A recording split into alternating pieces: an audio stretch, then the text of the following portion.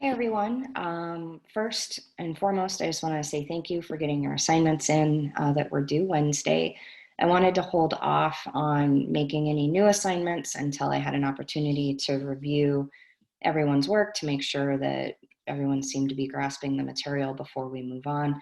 I feel like the initial assignments were pretty straightforward, but I just wanted to make sure, given that this online platform from the very beginning is new for all of us here at Mesa. So I just wanted to make sure that everyone's tracking before I start laying on more assignments. And it seems like you guys are doing just fine. So that said, I'm moving forward with our next assignment. However, what I had planned and what is in the syllabus is not what I'm doing this week. Instead, this week, what I've chosen to do is something that's more current. Um, because this is a hot topic with everything that's going on with the pandemic. And I think I had mentioned in the office hours early on that I recorded that something that I really wanted to do was keep you informed of the current situation and how we're handling things from a legal and a human resources perspective on the employment side of the law, and how that's evolving for us in the hospitality industry. So with that in mind, I posted in the discussions, and this is a graded discussion response, by the way. I posted in discussions a current law. Well, it's an expansion of a current law that's currently on the governor's desk. So I had mentioned in hospitality law, the Family Medical Leave Act is the federal law, and then there's the California Family Rights Act, or the CFRA, which is the California version of the FMLA. And what's happened is that the CFRA is obviously already in existence, but it went through our state legislature for an expansion of the CFRA, and that just happened. And basically, you can imagine a pandemic is impacting lots of people and medical leave and possibly needing to care for loved ones, family members as it's carved out specifically in the statute who constitutes a family member. But anyway, got rushed through the state assembly.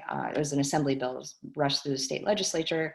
State legislature passed the bill saying that they were going to expand on the already existing CFRA to include some more things, and basically offer some more benefits to employees for the most part.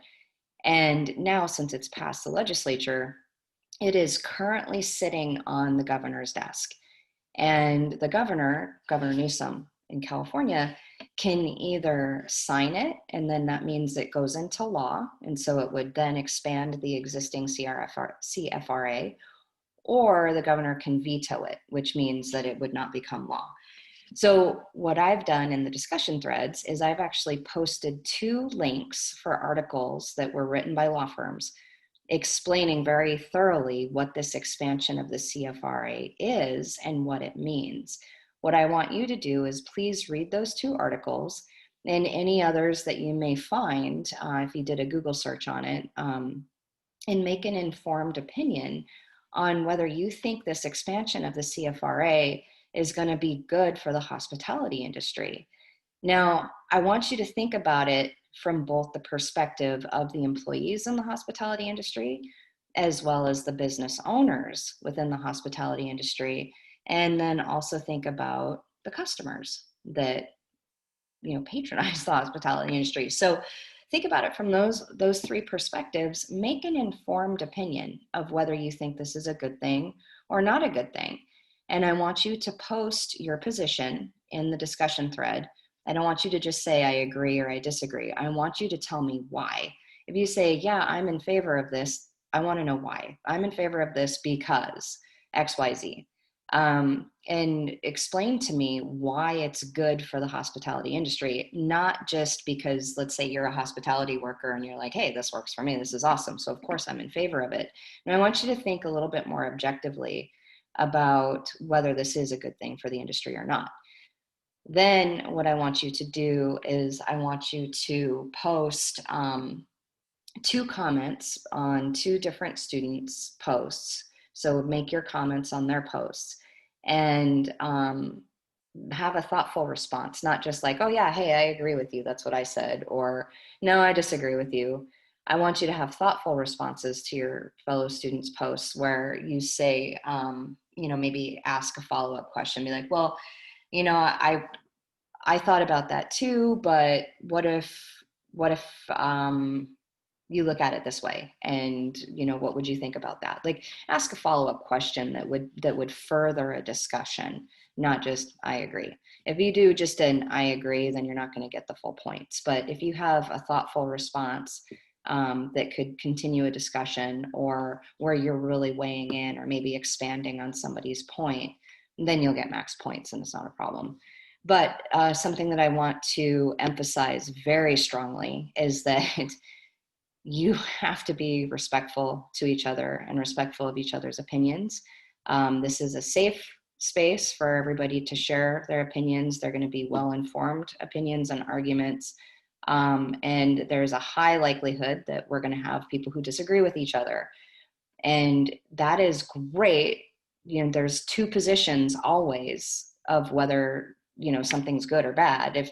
If there weren't two positions, I wouldn't have a job as a lawyer. So I can either argue for or against just about anything depending on who my client is.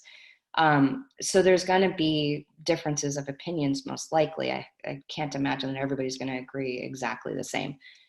So that said, you have to be respectful of each other.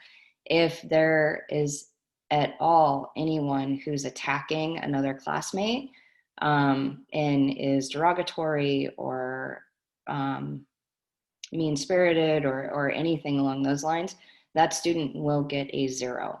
So only respectful, thoughtful conversations here. Respectfully disagree with each other. That happens all the time. I'm on the opposite side of cases of some of my best friends, and we argue respectfully in court, and then we go hang out afterwards. So that's critical. That is, I can't emphasize that enough. Please be kind to each other. If you disagree with somebody's opinion, that would be actually a really great one for you to comment on and just say, hey, you know what, I disagree with you because XYZ. And, I thought about this, but, I formed a different opinion from you based on these facts or these scenarios. And then that person who did the original post might actually be able to comment back and be like, hey, I hadn't thought about it that way. You bring up some good points, but I still feel this way on my original post because XYZ. So anyways, that would be like an acceptable exchange between students who maybe disagree with each other. You start name calling or being disrespectful, then that's not okay. So anyway, I'll put up office hours on Monday. I'll hold office hours on Monday, and I'll send out the Zoom meeting. No one joined me on my last set of office hours, so I'm just assuming you guys all understood the assignment just fine, or you were all enjoying your holiday weekend, possibly a combination of both. So anyway, I will see you guys on Monday, and just keep an eye out and announcements for those Zoom meeting links. All right, take care.